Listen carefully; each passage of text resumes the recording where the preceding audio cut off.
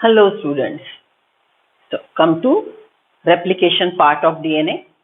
It is one of the important process as well as interesting. Okay, what we already know is that DNA replication occurs in a phase of interphase in a cell performing meiosis as well as mitosis. Meiosis, mitosis दोनों के cell division के दरमियान interphase में DNA replication एक बार होता है, right. मोनैड के died बनते हैं. वो टाइम मैंने आपको, right, that time I just brief that two strands helically coiled will separate, will give you fork and new strands are synthesized. Now we are studying in detail, right? So जब ये fork बन रहा है, okay, previous lecture में हमने eukaryotic DNA has many origin. At origin the enzyme working is endonuclease, cutting the phosphodiester bond between two nucleotides of same strand. DNA will uncoil, okay, then again it will bind up, resealing हो जाएगा. So now the DNA is loosely coiled and now two strands are easily separated. दो strand separate करने में आसानी होगी क्योंकि उसका twist जो है वो लूज हो गया, right? Then helicase will move bidirectionally, cutting all the hydrogen bonds. Okay, you get replication bubble, replication fork, and now your microscope is adjusted on the replication fork. Now your microscope is adjusted on the replication fork. अब यहाँ पे नए nucleotide का addition activation के बाद होगा. Let's see. In eukaryotes, major DNA, chromosomal DNA, genomic DNA are present in the nucleus. DNA always stays in nucleus. During cell division, for few steps, the nuclear membrane disappears and it is present in cytoplasm. Otherwise, DNA is always there. DNA is always there in nucleoplasm. So, in nucleoplasm, activation of nucleotide is one of the important steps happening. What is that? Activation of nucleotides. Right?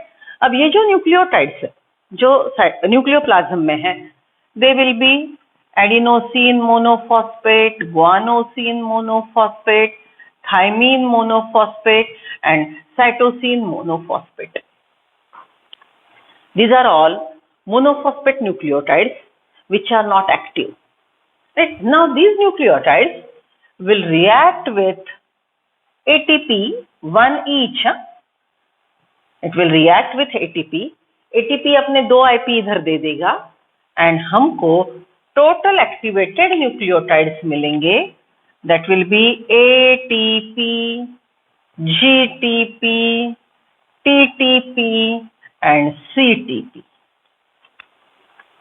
Monophosphate will be activated to triphosphate nucleotides and these are activated nucleotides.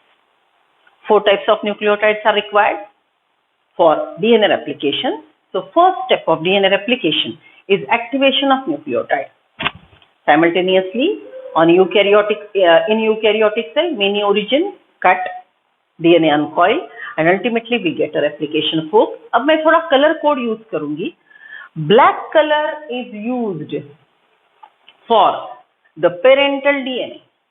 Parental DNA 2 strand coil हो गए, right?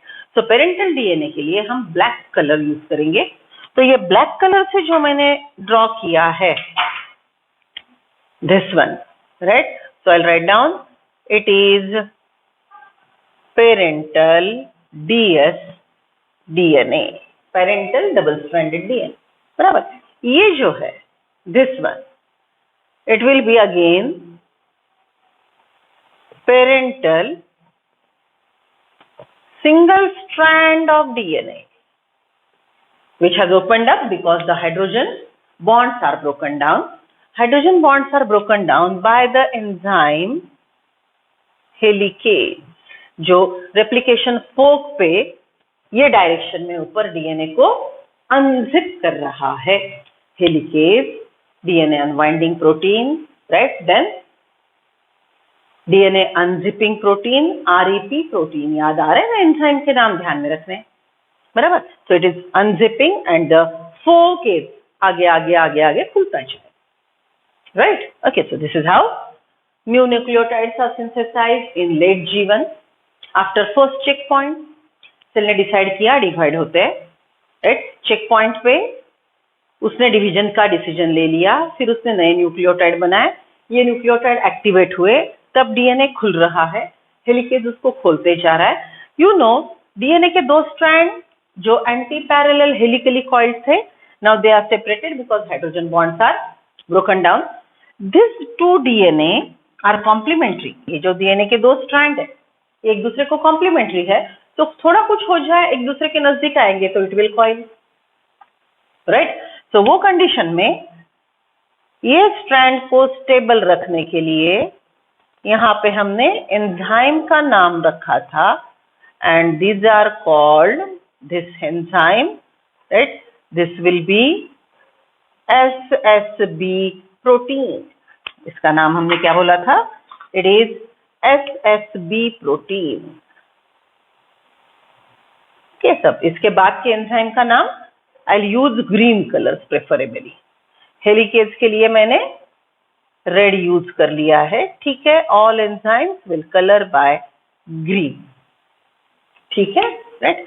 So this is helicase unwinding SSB protein is making the two strands stable so that the nucleotides can be checked, complementarity rule is followed and new nucleotides are added. बराबर. अब हमने बोला ATGC pairing complementary base pair, it is very specific, उसमें गलती नहीं होनी चाहिए.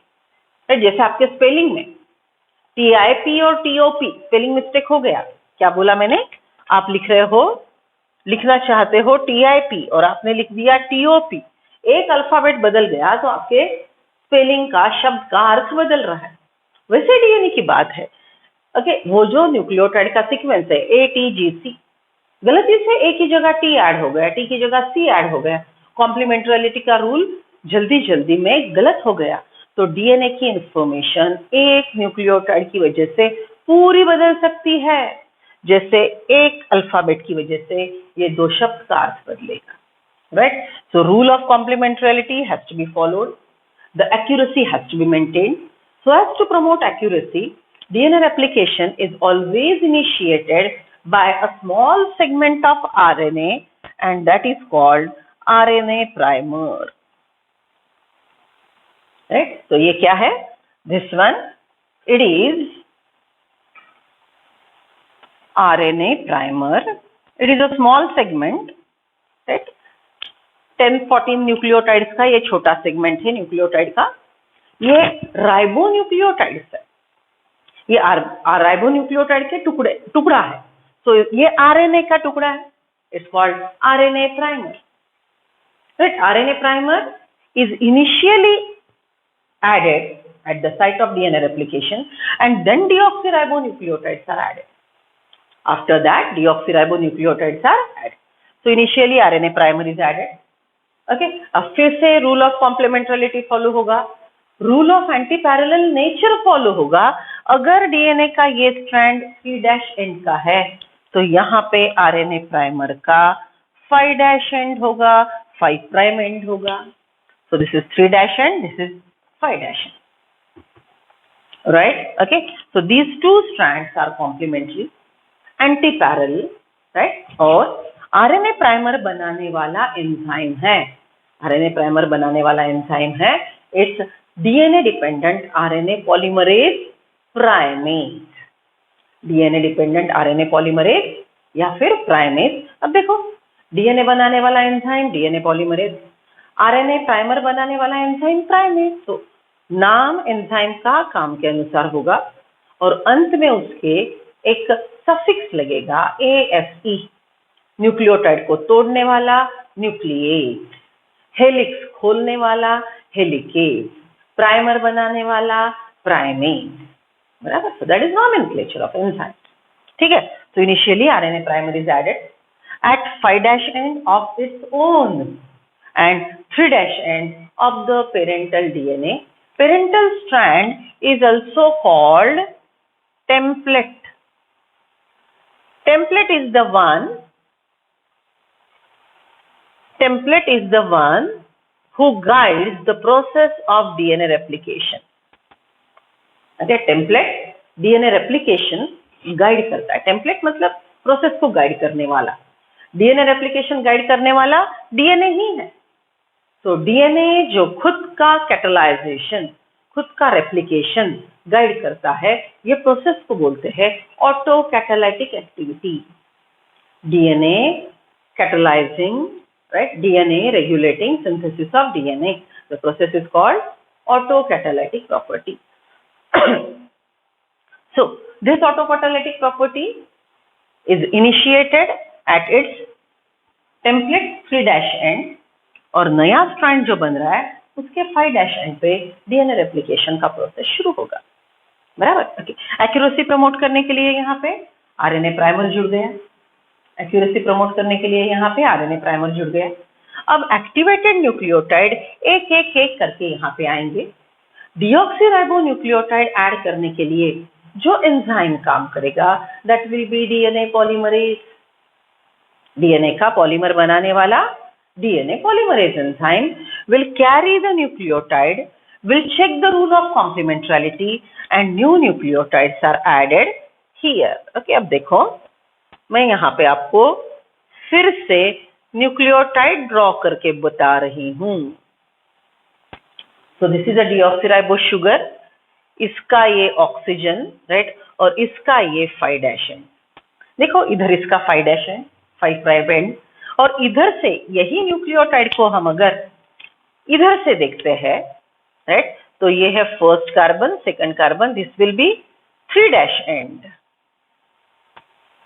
Right, ये इसका 5' एंड है, तो ये कार्बन इसका 3' एंड है.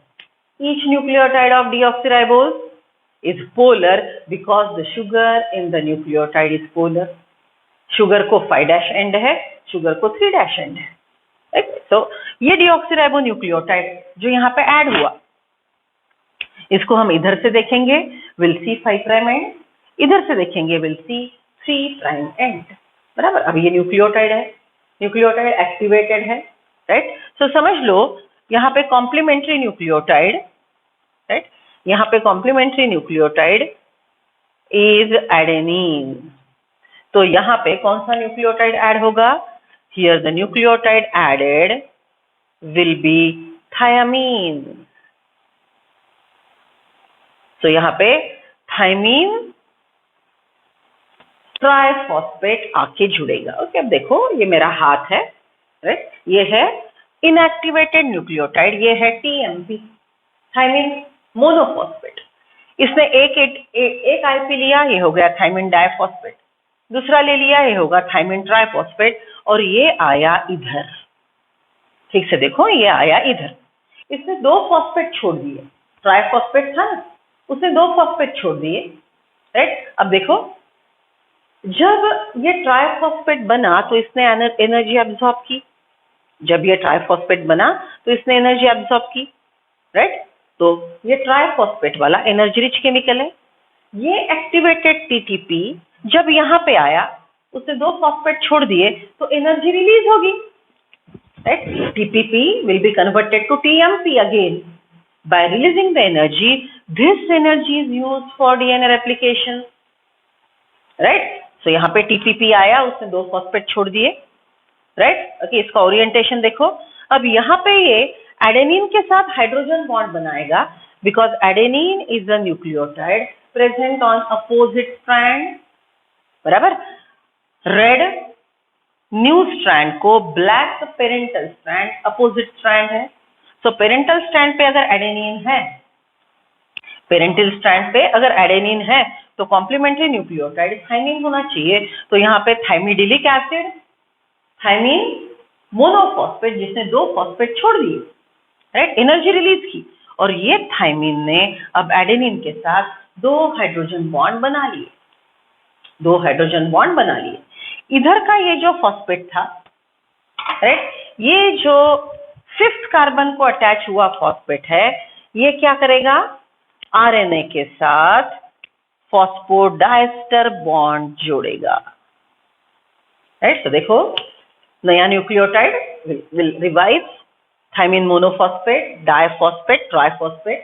It is activated nucleotide will come here, right? यहाँ पे आने के बाद उसने phosphate छोड़ दिया, right? उसने बॉन्ड बनाया आरएनए प्राइमर के एक एंड को, ये आरएनए प्राइमर के एंड को जुड़ गया.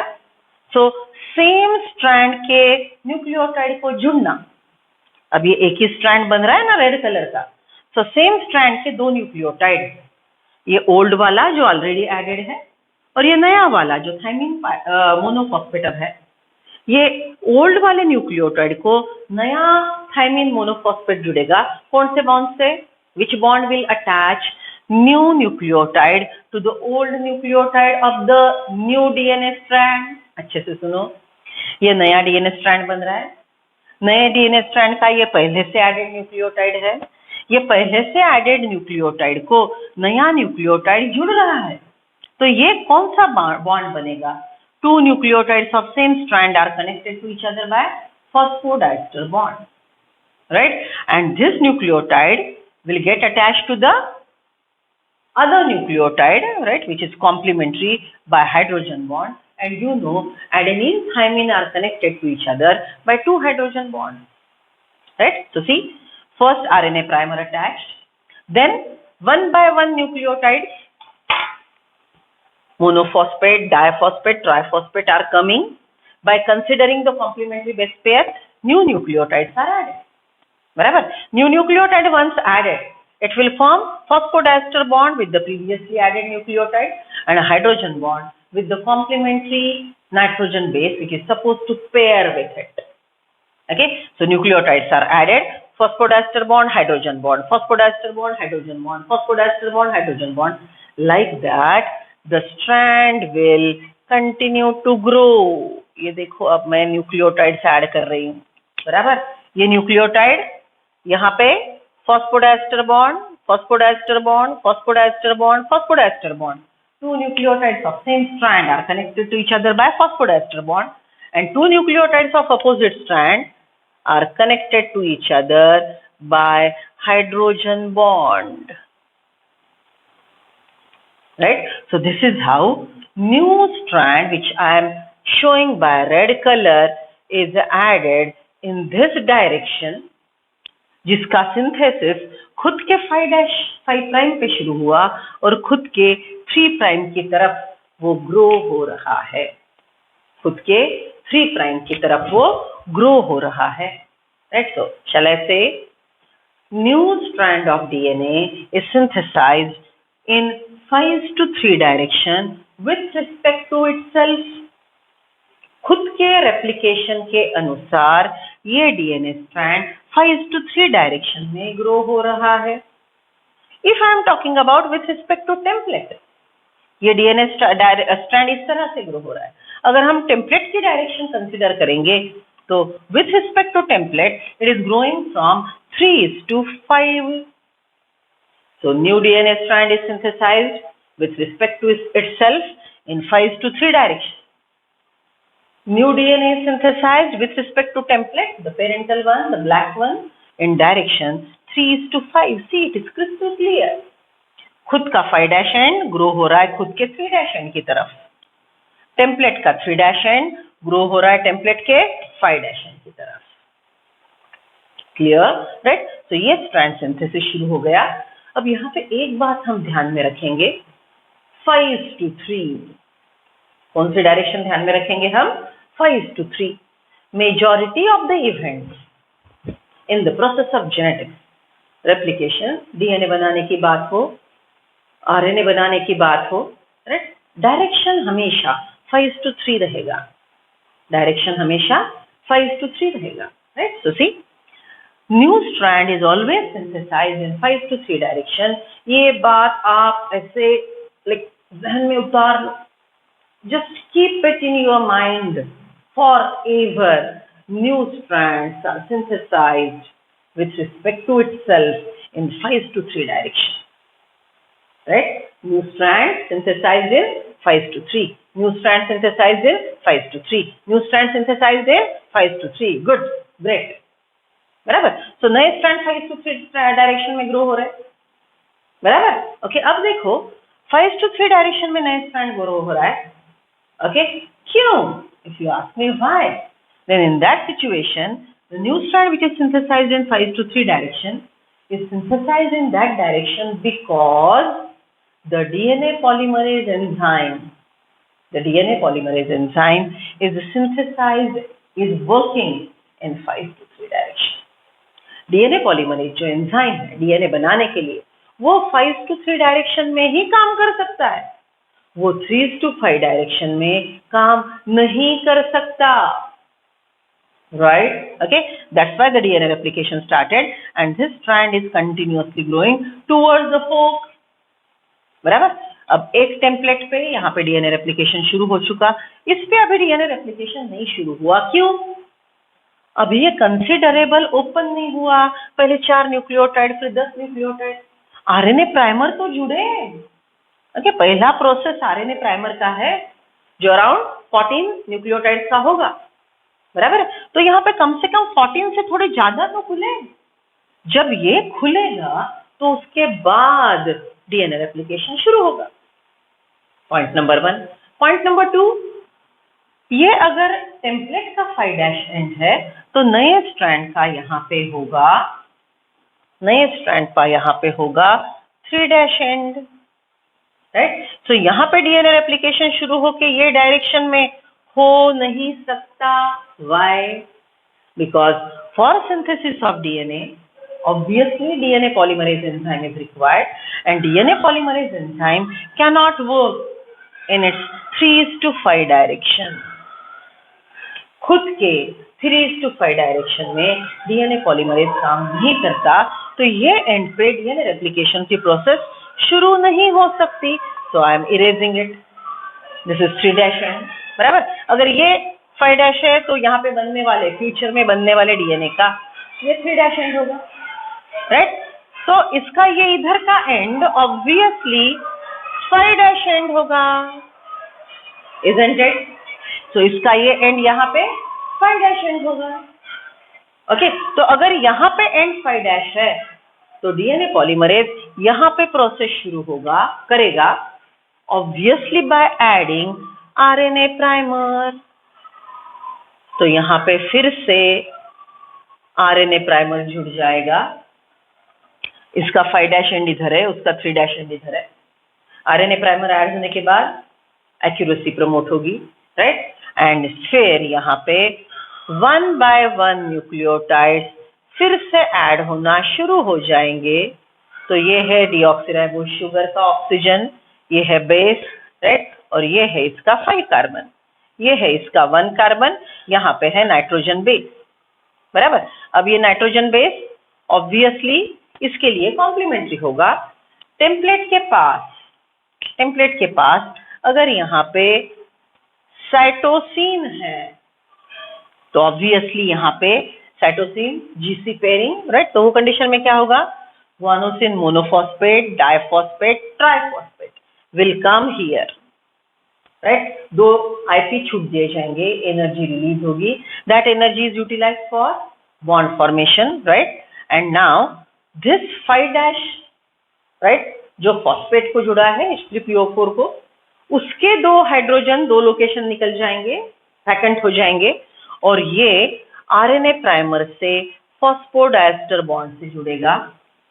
और इधर जो नाइट्रोजन बेस है ये अपने कॉम्प्लीमेंट्री बेस पेयर के साथ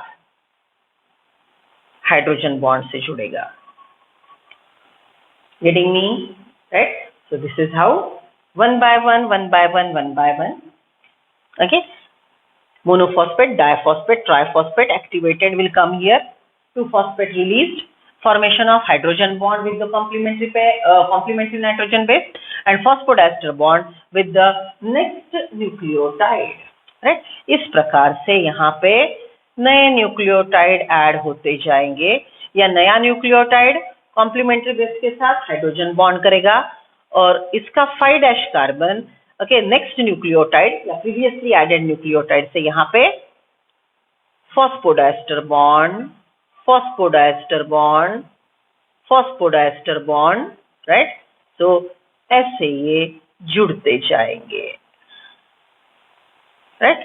सो दिस वन, ये वाला हाइड्रोजन बॉन्ड और ये डार्क वाला phosphodiester bond. Remember the rule which we have discussed. In one strand, two nucleotides are connected to each other by phosphodiester bond. In opposite strand, complementary strand, two complementary nucleotides are connected to each other by hydrogen. Right? Okay. So this is how this strand will continue to grow. Right? This strand will continue to grow in this direction. Direction समझ रहे हो ना आप? यहाँ पे RNA primer जुड़ गया तो ये DNA इस तरह से ग्रो हो रहा है. So shall I make a statement like this? This strand whose synthesis started first. The strand whose synthesis started first. ये strand का replication पहले शुरू होता है, ये strand का बाद में होता है. Okay, दूसरी भाषा में template जिसका 3' end open है, template DNA जिसका 3' end open है, 3' end पे DNA replication पहले शुरू होगा. पहले शुरू होगा तो उसको बोलेंगे लीडिंग. पहले शुरू होगा तो उसको बोलेंगे leading. Right. So this is leading template. The one strand of DNA, new strand of DNA whose synthesis is initiated first is called leading strand. Leading strand synthesis starts first at its 5' end. It grows towards 3' end. With respect to template, it is growing in 5:3 towards the replication fork. With respect to template, it is growing towards the replication fork, right? So I can say leading strand of DNA is synthesized in 5:3 direction towards the fork, right? चलो, ये strand का synthesis बाद में शुरू हुआ. The one whose synthesis starts bit late is called lagging strand. जो strand का synthesis थोड़ा लेट शुरू होगा इसको बोलेंगे lagging strand. Right. Lagging strand is also growing in 5:3 direction. Lagging strand is also growing in 5:3 direction but it is growing away from the fork. देखो arrow के head को. Leading strand is synthesized in 5:3 direction towards the fork. Lagging strand is synthesized in 5:3 direction away from the fork, but both are synthesized in 5:3. New DNA strand is synthesized in 5:3 with respect to itself. खुद के अनुसार इसका replication new strand के अनुसार replication 5:3 direction में चलेगा हमेशा. With respect to template, black वाला देखो 3:5. यहाँ पे भी देखो ये 3' end, मतलब ये 3' end. It is growing 3:5. Write down star point. New biomolecules like DNA, RNA, लिख लो. RNA भी ऐसा ही बनता है 5:3. लिख लो.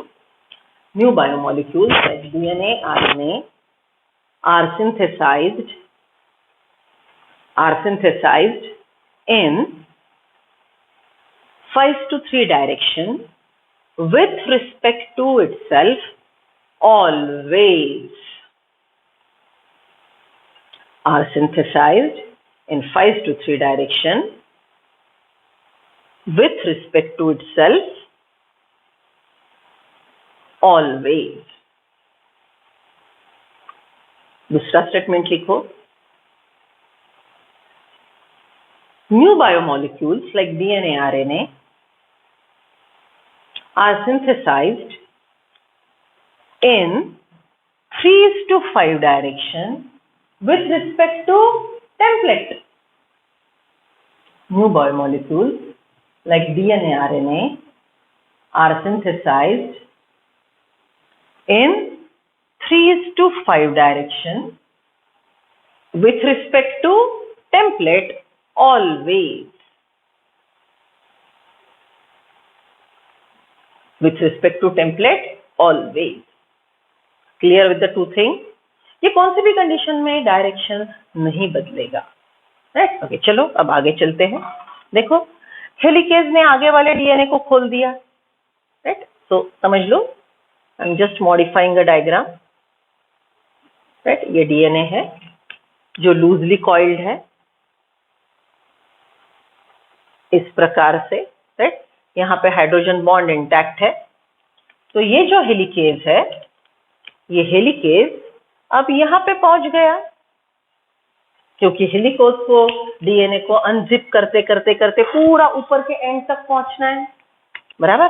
सो now helicase is moving toward the fork. जैसे हेलिकेज ऊपर जाएगा वैसे ये लीडिंग स्ट्रैंड इसको फॉलो करेगा। So isn't it leading strand without break. जैसे हेलिकेज ऊपर के डीएनए को खोल रहा है वैसे ये ऊपर ऊपर ऊपर ऊपर ऊपर जाता रहेगा, राइट। हेलिकेज को फॉलो करते करते डीएनए का लीडिंग स्ट्रैंड ऊपर की तरफ, फोर्क की तरफ, it will grow towards the fork, बराबर। ओके, अब देखो ये डीएनए का टुकड़ा लैगिंग स्ट्रैंड का यहाँ से यहाँ तक बन के रुक गया, राइट। ओके, रुक गया, जस्ट 2 मिनट रुको। क्यों रुका अभी पता चलेगा, जस्ट होल्ड ऑन। ये डीएनए रेप्लिकेशन यहाँ से आया, रुक गया, जस्ट होल्ड ऑन। अब हेलिकेज आगे गया तो ये डीएनए फिर से खुल गया, तो अब यहाँ पे नया आरएनए प्राइमर फिर से जुड़ेगा, राइट, और नया strand, addition of new nucleotide फिर से बनते जाएंगे, राइट। ये बनते बनते बनते बनते यहाँ तक आए और ये अल्टीमेटली ये आरएनए प्राइमर को भी जुड़ जाएंगे। Get it.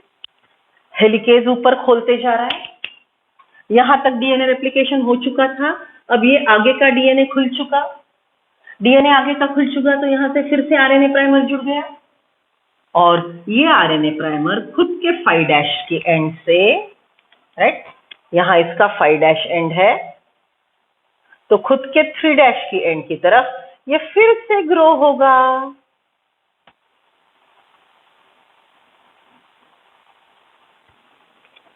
तो यहाँ पे फिर से आरएनए प्राइमर जुड़ेगा, नया डीएनए का टुकड़ा फिर से बनेगा, यहाँ तक आएगा, यहाँ पे डीएनए रेप्लिकेशन रुक जाएगा। क्यों? आगे का स्ट्रैंड ऑलरेडी बन चुका है। तो ये स्ट्रैंड भी यहाँ तक आके रुक गया। क्यों? आगे का डीएनए स्ट्रैंड ऑलरेडी बन चुका है और पेरेंट के साथ उसने कॉइल करना भी शुरू कर दिया है।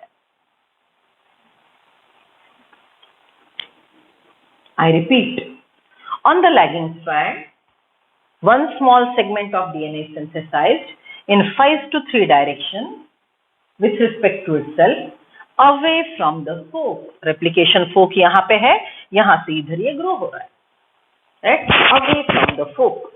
Right? As the DNA replication proceeds, helicase move on, right, and unzip the DNA. The template is again available. Right? On this lagging template, lagging strand जो बनाता है वो lagging template. On this lagging template, again one more RNA primer is added and new strand of DNA is synthesized by addition of deoxyribonucleotides in 5 to 3 direction. This synthesis will continue till it reach the strand with RNA primer which was just now synthesized. ये नए nucleotide का addition वहां तक चलेगा जहां तक ये नया स्ट्रैंड बन चुका था, फिर ये 2 टुकड़े एक दूसरे को यहाँ पे जुड़ जाएंगे, राइट। तो डीएनए का पहले ये टुकड़ा बना, फिर ये टुकड़ा बना, फिर दूसरा बनेगा। जैसे जैसे हेलिकेज ऊपर जाएगा नए नए नए टुकड़े बनते जाएंगे। देखो ये स्ट्रैंड जो लीडिंग स्ट्रैंड है, राइट, ये स्ट्रैंड कंटिन्यूअसली सिंथेसाइज हो रहा है, राइट, ये स्ट्रैंड कंटिन्यूअसली सिंथेसाइज हो रहा है। So leading strand is called continuous strand, leading strand is called continuous strand and the lagging strand is synthesized in fragments, एक टुकड़ा, दूसरा टुकड़ा, तीसरा टुकड़ा। It is called discontinuously synthesized strand. Leading strand is synthesized continuously, lagging strand is synthesized discontinuously. Leading strand is synthesized in 5 to 3 direction towards the fork. Lagging strand is synthesized in 5 to 3 direction away from the fork in a discontinuous manner. टुकड़ों टुकड़ों में but रहा है, टुकड़ों टुकड़ों में बढ़ रहा है, बराबर। अब ये एक टुकड़े को बोलेंगे ओकाज़ाकी फ्रैगमेंट। ये टुकड़े को क्या बोलेंगे? Okazaki fragment. अब ओकाज़ाकी कौन होना चाहिए? Obviously scientist, right? So the lagging strand is synthesized by Okazaki fragment was first time studied by Okazaki. So this fragment of lagging strand is called Okazaki fragment, right? Okay, so see, leading strand is synthesized continuously, lagging strand is synthesized discontinuously, right? और जैसे synthesis चलेगा, okay, वहां पे जहां पे complete हो गया synthesis वहां पे कॉइलिंग होगा। So can you note the thing? See, ये डीएनए यहाँ का है, यहाँ पे अभी कुछ नहीं हुआ, डीएनए फुल्ली कॉइल्ड है। ये इसके नीचे का डीएनए जहाँ पे लूजली कॉइल्ड डीएनए है, हाइड्रोजन बॉन्ड इंटैक्ट है। ये डीएनए ओपन अप हो चुका, हाइड्रोजन बॉन्ड टूट चुके। ये इधर का डीएनए यहाँ पे ओल्ड डीएनए स्ट्रैंड पे नए डीएनए स्ट्रैंड बन चुके हैं, और ये वाला डीएनए जहां पे ओल्ड स्ट्रैंड और नए स्ट्रैंड एक दूसरे के साथ कॉइल होके नया डबल स्ट्रैंडेड डीएनए बन चुका है। Same thing will be true here. यहां पे भी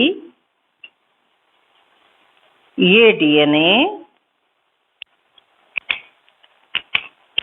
ऐसे बनते जाएगा और कॉइल होते जाएगा, बनते जाएगा और कॉइल होते जाएगा।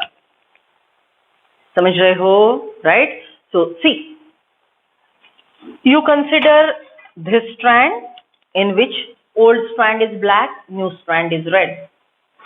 Here you consider old strand is black, blue strand is new. ये दोनों बेबी डीएनए डॉटर डीएनए बन रहे हैं। ये प्रोसेस आगे जाएगा, ऊपर जाएगा, जाएगा जाएगा, और अल्टीमेटली हमको ये प्रोसेस कंप्लीट होने के बाद डीएनए कैसे मिलेगा? देखो, ये इसका ब्लैक डीएनए, ब्लैक टेम्पलेट, ये इसका दूसरा ब्लैक डीएनए, ब्लैक टेम्पलेट, बराबर। ओके, अब वो जो लीडिंग टेम्पलेट था, सॉरी लीडिंग स्ट्रैंड था, which was red in colour,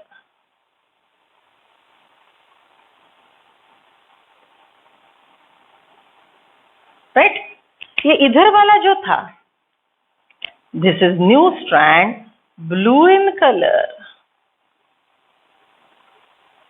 अब ये दो डीएनए डॉटर डीएनए जिसमें ब्लैक वाला ओल्ड है, रेड ब्लू न्यू है, isn't it? 50% old 50% new. ये स्ट्रैंड में ब्लैक वाला 50% ओल्ड, ब्लू वाला न्यू। वो स्ट्रैंड में ब्लैक वाला 50% ओल्ड, राइट? देन रेड वाला न्यू, राइट? ये दोनों यहाँ पे एक दूसरे को सेंट्रोमियर से जुड़े हैं, isn't it? ये डीएनए इनिशियली मोनैड था, याद है? हमने ऐसे ड्रॉ किया था सेल डिवीजन में। ये मोनैड है, इसने एस फेज में डीएनए रेप्लिकेशन करवाया और एस फेज में मोनैड का डायड हो गया। These two are called sister chromatids, exactly copy, exactly similar to each other. These two sister chromatids, which are exactly similar, right, are attached to each other by centromere, and this dyad formation will be there. This dyad formation will be there at the end of the DNA replication. बराबर, right? Okay, अब देखो, दो DNA strand exactly similar कैसे है? दो DNA strand exactly similar कैसे है? That we need to study, बराबर, वो देख लेंगे। तो यहाँ पे अब पूरा प्रोसेस धीरे धीरे धीरे आगे जाएगा। ओके, तो हमको थोड़े डायरेक्शन के बारे में और डिटेल में सीखना है। ओके, ना डायरेक्शन, कॉम्प्लीमेंट्री बेस पेयरिंग, बराबर, उसकी एक्यूरेसी, ये सब हम नेक्स्ट लेक्चर में सीखेंगे। अब थोड़ा एनसीईआरटी पढ़ लेते हैं जो हमने ऑलरेडी सीख लिया है। अब आपके लिए गुड न्यूज है कि मैंने जितना सिखाया ये बहुत डिटेल है। एनसीईआरटी वालों ने ये बहुत कम कवर किया है, लेकिन स्टेट बोर्ड वालों ने इंफॉर्मेशन ज्यादा दी है। So will go through both the books. Better understanding will help you to remember it for long period, right? So I am on page number 104 replication. While proposing the double helical structure of DNA, Watson and Crick has immediately proposed a scheme for replication of DNA. DNA का structure Watson and Crick ने दिया, उन्होंने झट से replication भी सिखा दिया. Okay, वो भी एक्सप्लेन कर दिया. Watson and Crick immediately proposed a scheme of replication of DNA to quote their original statement that is as follows. This has not escaped our notice that the specific pairing we have postulated immediately suggests a possible copying mechanism for the genetic material. Complementary base pairing की वजह से exact copy होता है. Right, चलो वो देख ही लेते हैं. सी, ये दो डीएनए हैं, ये ब्लैक वाले. राइट, ये ब्लैक वाले के पास, ये फोर्क में पर्पसफुली ड्रॉ कर रही हूं, यहाँ पे एडेनिन है तो यहाँ पे थाइमीन, यहाँ पे ग्वानिन है तो यहाँ पे साइटोसिन, यहाँ पे साइटोसिन है तो यहाँ पे ग्वानिन, यहाँ पे थाइमीन है तो यहाँ पे एडेनिन, यहाँ पे cytosine, guanine, guanine, cytosine, adenine, thymine. Isn't it the total black? These two strands are complementary to each other. जब ये जुड़े थे तब वो कॉम्प्लीमेंट्री थे, लेकिन हेलिकेज ने इनको राइट सेपरेट कर दिया. Are you getting me? Right, अब देखो यहाँ पे एक्यूरेसी ये कॉम्प्लीमेंट्री बेस पेयरिंग की वजह से है. कॉम्प्लीमेंट्री बेस पेयरिंग मतलब टेम्पलेट और नया स्ट्रैंड, इसमें कॉम्प्लीमेंट्री बेस पेयरिंग है. और टेम्पलेट मतलब parental, the one who guides, उसके दो स्ट्रैंड एक दूसरे को कॉम्प्लीमेंट्री है. राइट, और नए जो स्ट्रैंड बन रहे हैं वो भी कॉम्प्लीमेंट्री है. तो एक प्रॉब्लम का आंसर भी यहाँ पे हमको मिलेगा और ये मेथड भी हमको अच्छे से समझेगा. Look at this, what we are talking about. See, this is parental, parental one, जिसके लिए हमने कलर कोड यूज किया था ब्लैक. बराबर, तो ये पेरेंटल स्ट्रैंड है. बराबर, ये रेप्लिकेशन के लिए खुल गया. बराबर, अब ये पेरेंटल स्ट्रैंड के हम कॉम्प्लीमेंट्री बेस पेयरिंग पहले कंसीडर करते हैं. बराबर, सी, अगर यहाँ पे एडेनिन न्यूक्लियोटाइड है तो ये कॉम्प्लीमेंट्री बेस पेयरिंग यहाँ पे, राइट, यहाँ पे अगर एडेनिन है तो इसके कॉम्प्लीमेंट्री पे यहाँ पे होना चाहिए थाइमीन. बराबर, यहाँ पे अगर साइटोसिन है तो यहाँ पे होना चाहिए ग्वानिन, यहाँ पे अगर ग्वानिन है तो यहाँ पे होना चाहिए साइटोसिन. बराबर, थोड़ा डिस्टेंस एडजस्ट कर लेते हैं. बराबर, अगर यहाँ पे है थाइमीन तो यहाँ पे होना चाहिए एडेनिन. बराबर, तो ये दो स्ट्रैंड खुलने से पहले इस प्रकार के कॉम्प्लीमेंट्री थे. अब हेलिकेज ने इनको खोल दिया, तो सिंगल स्ट्रैंड पे हमको ये न्यूक्लियोटाइड नजर आ रहे हैं. बराबर, ओके. आगे के अगर न्यूक्लियोटाइड पेयर देखते हैं, समझ लो यहाँ पे जी है तो सी, सी है तो जी, ए है तो T. I'm just writing down the complementary base pairing present in black, that is parental double-stranded DNA. Now the fork is open and new strand is synthesized again by following rule of complementarity. बराबर, so see, A किसके साथ pair करेगा? T के साथ. G will pair with C, T will pair with A. तो ये बन गया नया DNA का स्ट्रैंड. Isn't it? बराबर, इसकी भाषा में बोला जाए, this is a leading strand growing towards the fork. बराबर, इधर का जो है स्ट्रैंड, जिसके लिए हमने ब्लू कलर यूज किया था, यहाँ पे भी देखो टी के साथ ए जुड़ेगा, जी के साथ सी, सी के साथ जी और ए के साथ टी.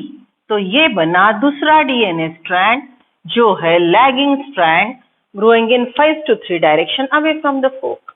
बराबर, तो ये प्रोसेस जब पूरा कंप्लीट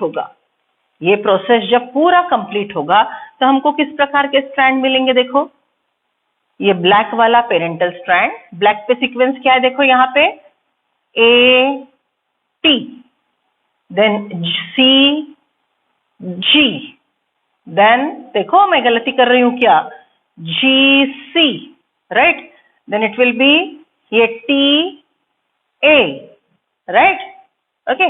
देन अगर आगे का देखते हैं, तो ये है टी के साथ, टी के बाद है यहाँ पे जी, तो यहाँ पे रहेगा सी, यहाँ पे है सी, तो यहाँ पे रहेगा जी, और यहाँ पे है ए, तो यहाँ पे है टी। ये दो स्ट्रैंड सेपरेट हो गए, बराबर। अब इस पे ये स्ट्रैंड बना रेड वाला, रेड पे कॉम्प्लीमेंट्री कैसी है, T G C A C G T. ये स्ट्रैंड कैसे बनेगा, ब्लू कोड यूज करना है मैंने, right. Lagging daughter strand we have use the colour code blue, बराबर। अब इसमें कॉम्प्लीमेंट्री क्या रहेगी, A C G T G C A. Parental DNA divide होके हमको इस प्रकार के दो डीएनए देगा, बराबर। ये डायग्राम हम सीख चुके हैं, बराबर। अब देखो कंपेयर करते हैं कि यार ये दो स्ट्रैंड एक दूसरे से सिमिलर है क्या, और क्या ये पेरेंट से भी एग्जैक्टली सिमिलर है। तो see what was the first pair of template, template का पहला पेयर क्या था, एटी, इसका भी पहले पेयर है एटी, इधर भी है एटी। सेकंड पेयर है सी जी, राइट, सेकंड पेयर देखो सी जी, तो यहाँ पे है सी जी, यहाँ पे है सी जी। इसका थर्ड पेयर है जी सी, तो इधर भी है जी सी, go on. So, because of complementary base pairing nature, the parental DNA when separate and produce two daughter DNA, the two daughter DNA are exactly similar to each other, and these two daughter DNA are exact copy, replica of the parental DNA.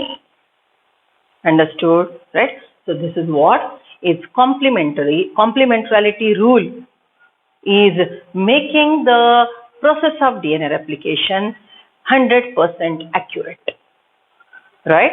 That's why we use the word replica.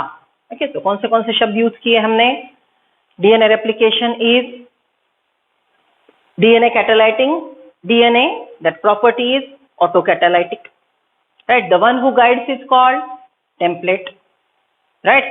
Then the new DNA nucleotides are added, new DNA polymer is synthesized by the enzyme, DNA polymerase. DNA replication always starts with addition of RNA primer.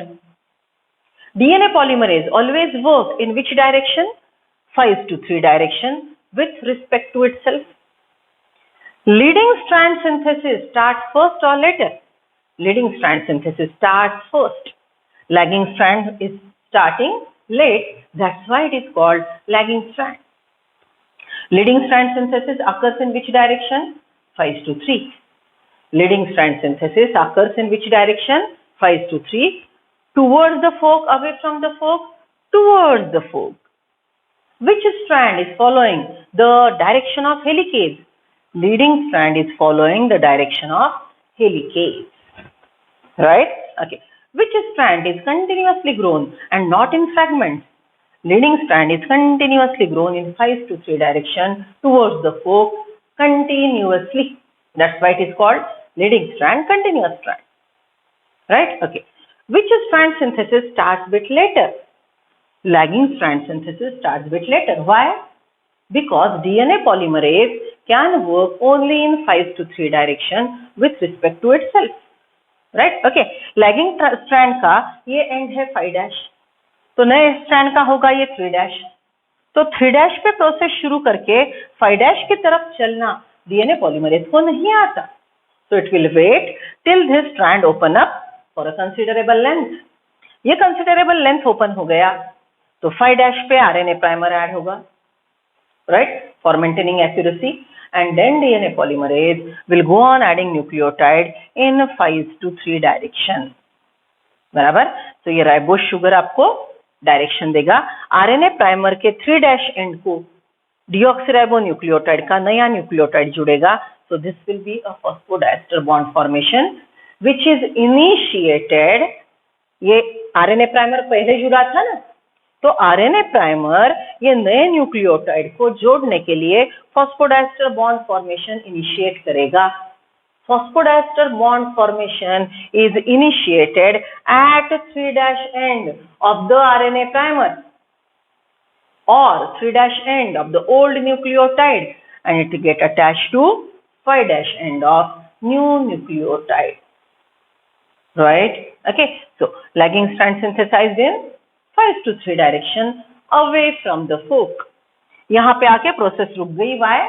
The next strand is already synthesized and coiled. Okay. Helicase.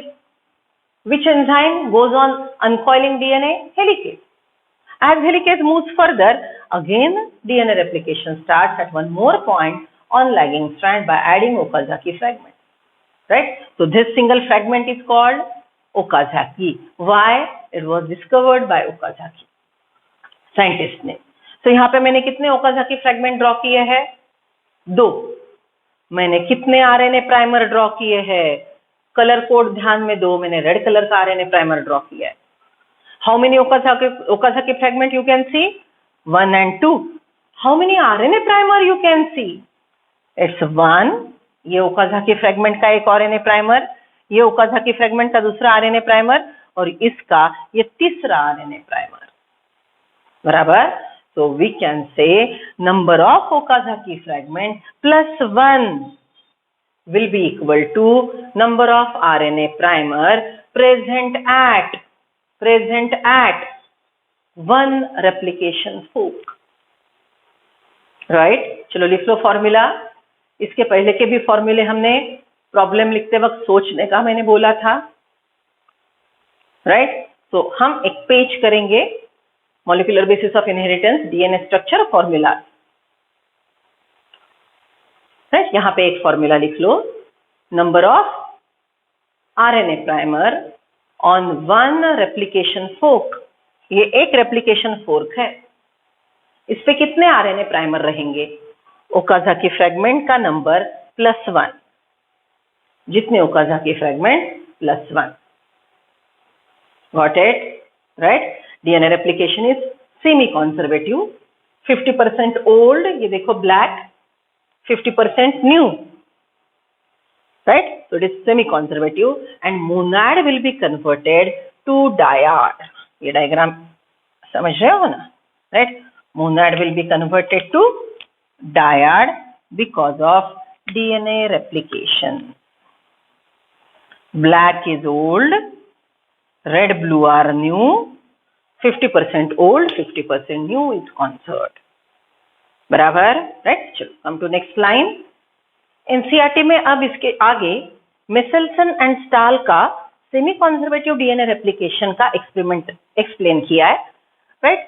वो अभी हमने नहीं देखा. So we are going on page number 106. Come to page number 106.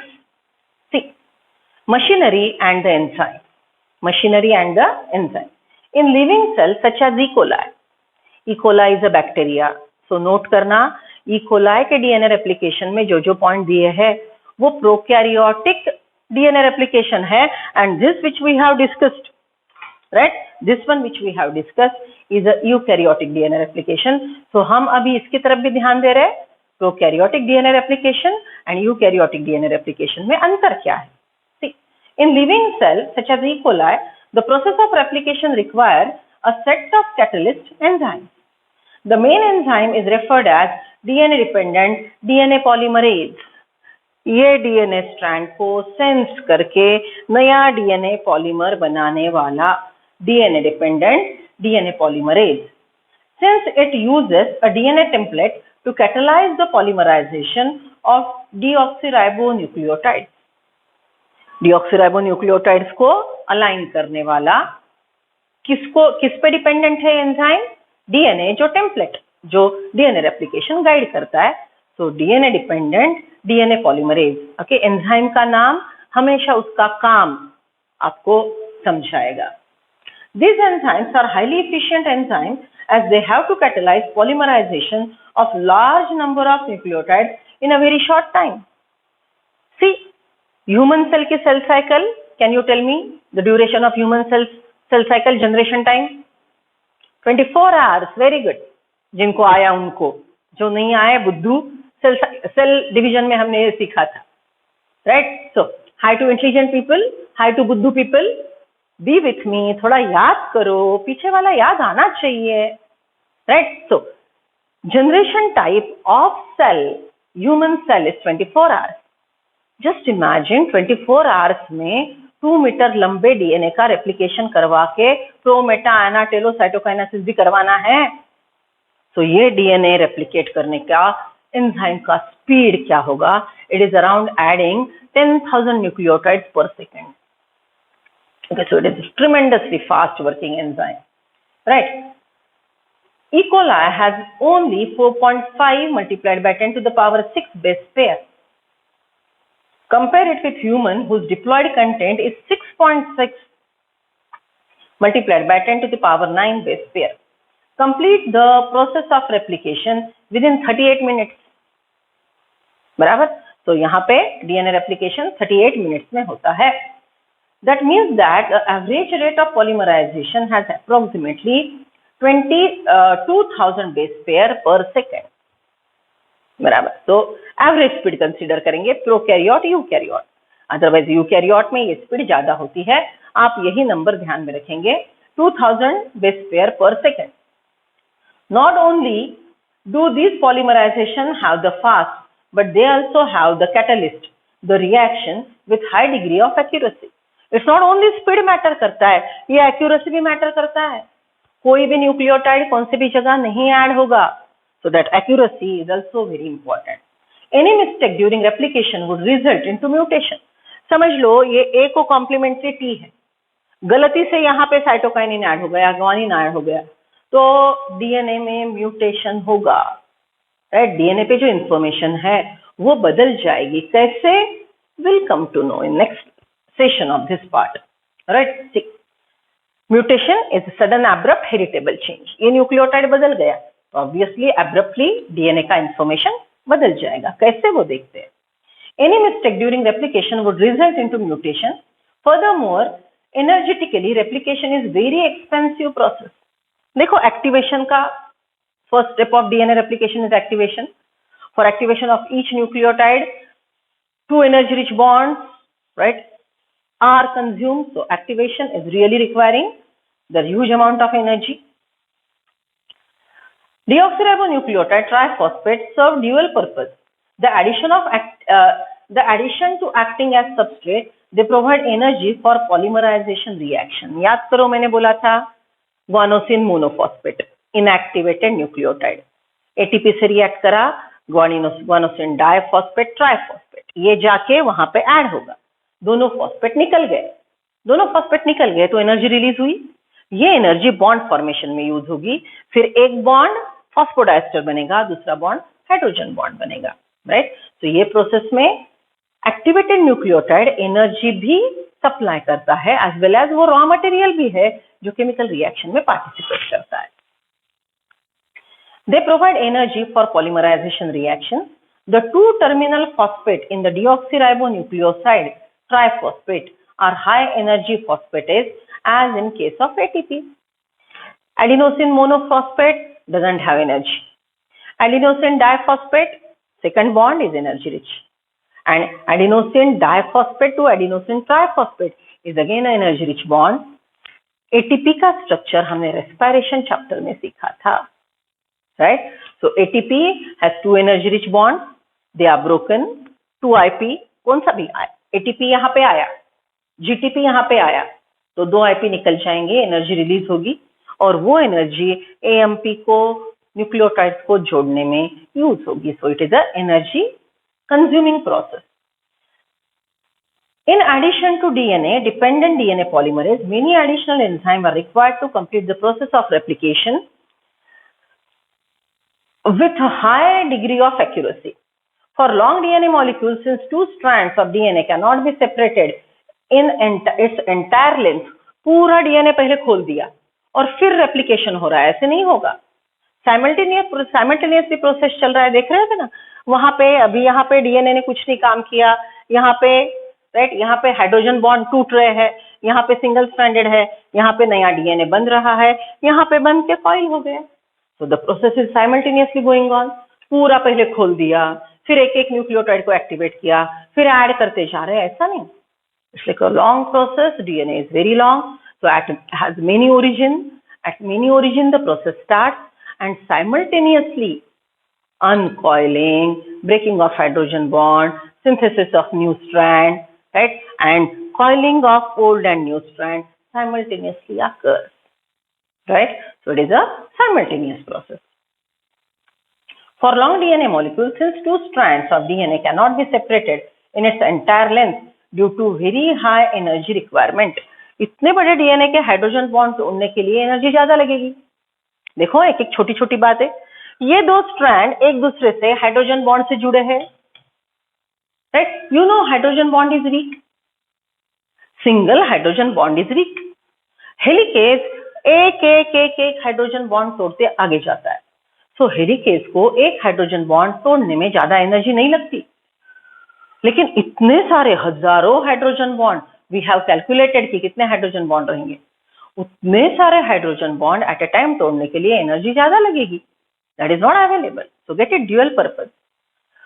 Many hydrogen bonds make the DNA stable, but because helicase is breaking one hydrogen bond at a time, because the helicase is breaking one hydrogen bond at a time, breaking is possible with little energy, but more number of hydrogen bond gives stability. So hydrogen bond की वजह से many number की वजह से stability भी है, और एक को तोड़ना आसान है, इसलिए DNA replication less energy at a time, less energy consume करके initiate भी होगा, right? Okay, so see, so many minute details are there in NCERT. For long DNA molecules, since two strands of DNA cannot be separated in its entire length due to very high energy requirement, the replication occurs within the small opening of a DNA helix referred as replication fork. Actual DNA replication का process ये fork पे ही हो रहा है, right? बाकी की जगह simultaneously दूसरे activities चल रहे हैं. The DNA dependent DNA polymerase enzyme only works in direction 5:3. This creates some additional complication at replication fork. ये 5:3 काम करता है, इसलिए एक स्ट्रैंड लीडिंग है और दूसरा लैगिंग है. अदरवाइज दोनों साथ में चलते थे, ये भी ये डायरेक्शन में बनता था, ये भी ये डायरेक्शन में. वो स्ट्रैंड पे 5:3 काम चलता था, ये स्ट्रैंड पे 3:5 काम चलता था. लेकिन वो नहीं हो रहा है. Isn't it additional complication? Because DNA polymerase work only in 5:3 direction. The replication is continuous, while on the other, the template which has polarity 5:3. 5:3 polarity strand पे DNA replication late शुरू होगा. 3:5 polarity वाले strand पे DNA replication immediate शुरू होगा. Consequently, on one strand, the template with polarity 3:5, the replication is continuous, while on other, the template with polarity 5:3, it is discontinuous. The discontinuously synthesized fragments are later joined by enzyme DNA ligase. बराबर. So ये जो है, ये एक Okazaki fragment, ये दूसरा Okazaki fragment, right? ये कैसे जुड़ेंगे, right? These two will join with each other by the enzyme. देखो यहाँ पे और यहाँ पे, बराबर. और आगे दूसरा न्यूक्लियोटाइड का सीक्वेंस भी बनेगा. तो ये स्ट्रैंड पे पूरे ओकाज़ाकी फ्रेगमेंट ही बनने वाले हैं. तो जितने भी ओकाज़ाकी फ्रेगमेंट बनेंगे, 1, 2, ऊपर बनेगा वो 3. So all these Okazaki fragments are connected to each other by ligase, right? So ligase is genetic glue. The DNA polymerase on their own cannot initiate the process of replication. Also, the replication does not initiate randomly at any place, right? DNA polymerase अकेला DNA replication initiate नहीं करेगा. उसको template चाहिए, activated nucleotides चाहिए, energy का source चाहिए, बराबर, right? Also, the replication does not initiate randomly at any place, right? हमने देखो ORI लिखा था, origin. Eukaryotic DNA has specific origin. What is that? That is particular sequence of nucleotide which will be sensed by DNA polymerase. It will come and attach.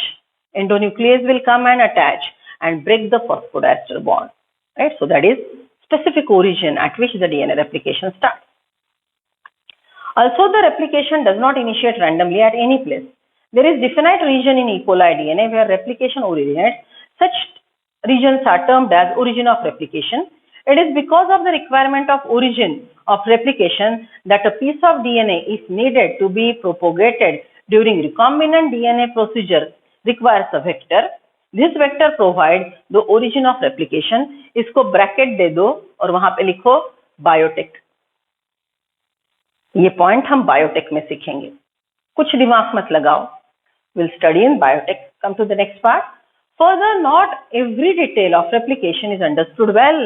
See, we have electron microscope, we have advanced techniques, right? Still, the process of DNA replication is not well understood by us. Right? In eukaryotes, the replication of DNA takes place in S phase of cell cycle.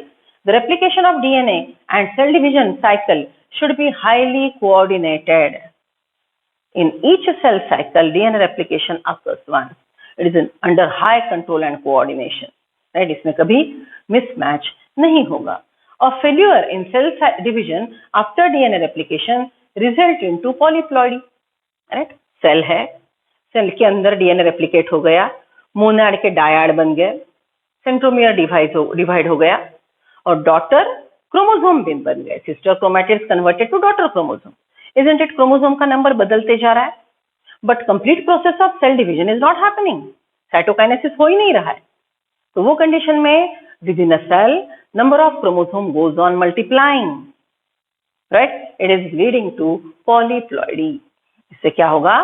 Cell के अंदर ज्यादा set chromosome के बनेंगे. Chromosome का एक set haploid, chromosome के 2 set diploid, more than 2 polyploid. Right? So DNA replication होता रहा लेकिन सेल डिवीजन नहीं हुआ तो हमको पॉलीप्लॉइडी मिलेगी. You will learn the detailed nature of origin and process of occurring at this site in higher classes. Right? DNA replication के लिए अलग अलग जो स्टेप्स होते हैं, राइट, वो हायर क्लासेस में आप डिटेल में सीखेंगे. वन मोर थिंग, अभी जैसे हम जीन का एक्सप्रेशन सीखेंगे, जीन काम कैसे करता है, उसका रिलेशन क्या है, वो कंट्रोल कैसे होते हैं. So automatically you come to know the functioning of DNA. Right? So this is what is DNA replication in NCERT. In next lecture, we'll read state board because it is nicely represented in state board also.